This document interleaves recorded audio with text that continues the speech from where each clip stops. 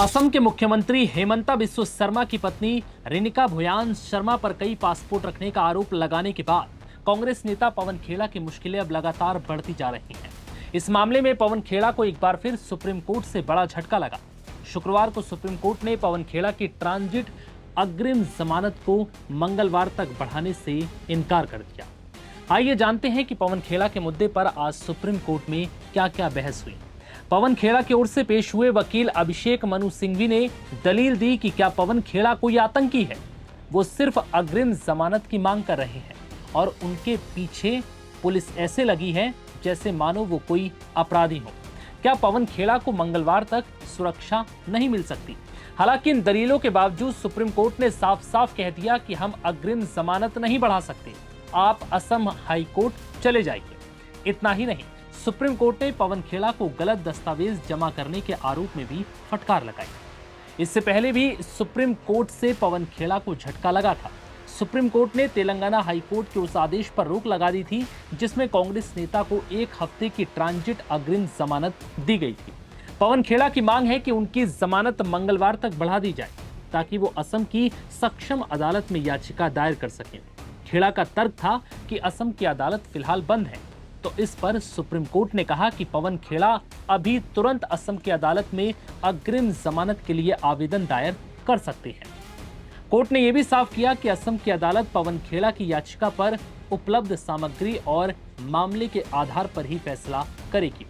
इतना ही नहीं, supreme court में पवन खेड़ा की अग्रिम जमानत याचिका पर सुनवाई के दौरान कोर्ट ने उनके द्वारा निवास प्रमाण पत्र के तौर पर लगाए गए दस्तावेज आधार कार्ड पर भी सवाल उठाए। कोर्ट ने पूछा कि जब पते को लेकर स्पष्टता नहीं है तो तेलंगाना हाई कोर्ट में अग्रिम जमानत याचिका क्यों दाखिल की। इस पर अभिषेक मनु सिंघवी ने दलील दी कि जिस दस्तावेज पर सवाल उठ रहे हैं उसे तेलंगाना हाई कोर्ट में सुनवाई के दौरान सुधार लिया गया था और इस बारे में जज को भी अवगत कराया गया। उन्होंने ये भी साफ किया कि यह जल्दबाजी में हुआ था, न कि किसी आपराधिक मंशा से। इस दौरान जस्टिस माहेश्वरी ने सॉलिसिटर जनरल की उस दलील का भी जिक्र किया जिसमें कहा गया था कि पवन खेड़ा ने तेलंगाना हाई कोर्ट में याचिका दाखिल करते समय अपने आधार कार्ड का आगे का हिस्सा और अपनी पत्नी के आधार कार्ड का पिछला हिस्सा पेश किया था। इसके जरिए उन्होंने तेलंगाना में अपना घर दिखाने की कोशिश की थी। सॉलिसिटर जनरल ने तर्क दिया था कि हाई कोर्ट से मिली राहत कथित तौर पर फर्जी दस्तावेज के आधार पर हासिल की, जिस पर सिंघवी ने कोर्ट के सामने दलील रखी कि पवन खेड़ा की पत्नी तेलुगु हैं और वो विधायक पद की उम्मीदवार रह चुकी हैं। इसी वजह से हैदराबाद से जुड़ा संदर्भ आया। सिंघवी ने कहा कि वो अब सोमवार को गुवाहाटी हाई कोर्ट में अग्रिम जमानत याचिका दाखिल करेंगे।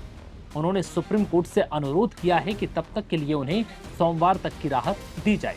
अब ये जानिए कि आखिर पवन खेड़ा से जुड़ा ये मामला है क्या। दरअसल ये मामला उस वक्त का है जब पवन खेड़ा ने 4 अप्रैल को प्रेस कॉन्फ्रेंस कर असम के मुख्यमंत्री हेमंता बिस्वा शर्मा की पत्नी के पास 3 अलग-अलग देशों के पासपोर्ट होने का आरोप लगाया था, जबकि भारत में 2 देशों के नागरिकता की अनुमति नहीं है।